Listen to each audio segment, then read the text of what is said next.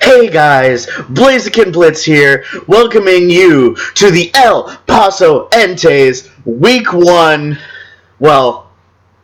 team presentation here. So, yeah, I've decided that every week, instead of, putting the battle with whatever I'm having for my team, I'm actually going to explain my team before I do the battle with these nice little 3D models here. So you can see the squad that I am bringing on any given point. Week 1 versus the deranged lime coach of the Plymouth Porygon-Z. I have Celesteela, Starmie, Snorlax, Tornadus Therian, Zygarde, and Dragouch. Now, this week, I brought an Auto-Demise Celesteela set with an Occaberry, mainly because it really kind of ran through his team. It does a lot of damage to a lot of his different mons, and the Occaberry allows it to take a fire hit, which was vital in order for it to get rid of either Salamence or Heatran, which I had a feeling he was going to bring.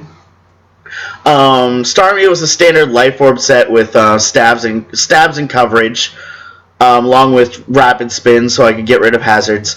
Snorlax was a Curse set, Curse, Return, and his fighting types were going to have a hard time getting through it, as long as they got a single Curse up, so that was going to be a very nice win con available.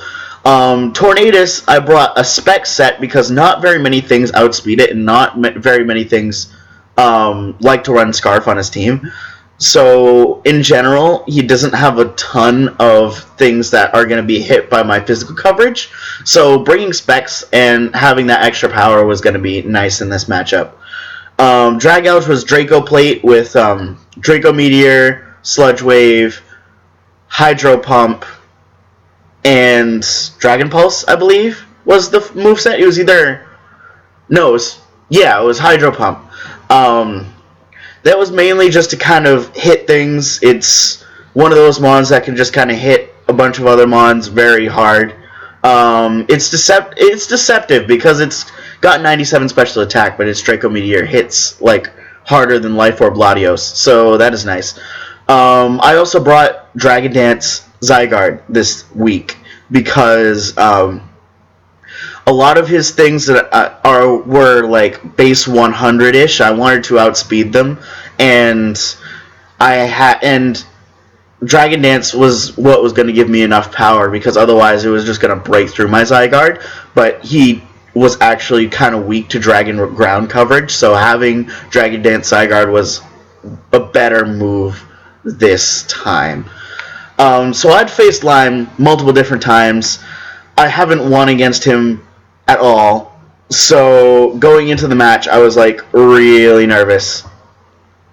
And so I get this team matchup, and I look at him and I just okay, I know he's bringing webs. That I can tell right off the bat. I expected him to lead with webs because usually that's what people do. So I figured I'd lead out with Torn, which could either U-turn on it, it could fire off a Specs Hurricane, it can do that sort of thing. I can tell that right away I'm going to need to really get rid of that Mew, because Mew can be such a trouble to break sometimes.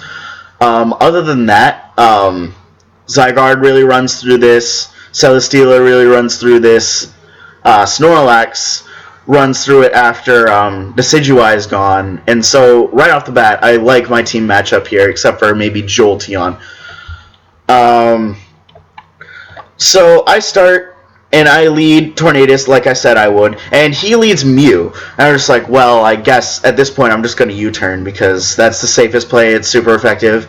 I decided to U-turn into my Dragouch for some reason. Perhaps I was expecting a Thunderbolt. I don't quite remember my reasoning there, but Dragouch takes an Ice Beam and it does 50.6%. So I'm just well, Dragouch can hit a lot of stuff, but in general, I would just rather be able to hit something. And so Mew decides to Nasty Plot instead, and I just Draco Meteor, and that's a kill. So afterwards, he brings out his Masquerain. I know he's going to set up webs. I figure he's Sash, so I'm going to get rid of his Sash right off the bat, because I figured, yeah, that's probably the better move. and then I'm going to swap out into my Torn because it's not affected by webs, and I can either force it out or do a lot of damage to it.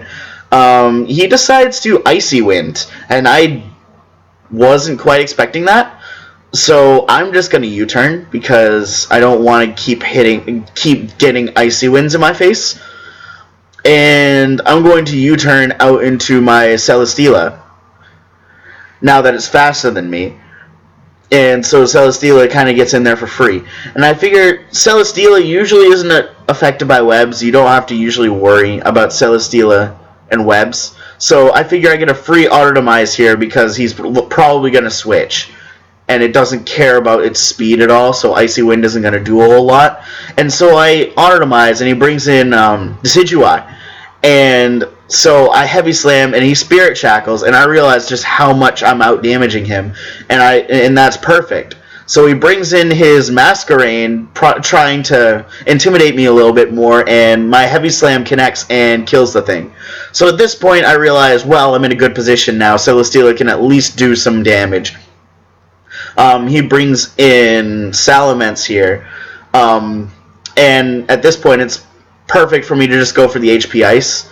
As you can see, I had Heavy Slam, HP Ice, Earthquake on this thing, just for coverage. And then he goes for Z Fire move, and my freaking Aqua Berry activates, and it's perfect because now he doesn't have a switch in anymore. I HP Ice again because at this point I don't really have to predict all that much. He protects with his Heatran because on my incoming Earthquake. But once the Earthquake connects, it's pretty much GG because I did the calcs and I know that I'm able to one-hit KO Heatran with my Earthquakes. So I outspeed Jolteon, and I can kill the other two with my respective coverage moves. So with that, that's pretty much the game. Decidueye comes in, I Heavy Slam it. And so that goes down, I get another Beast Boost to my name.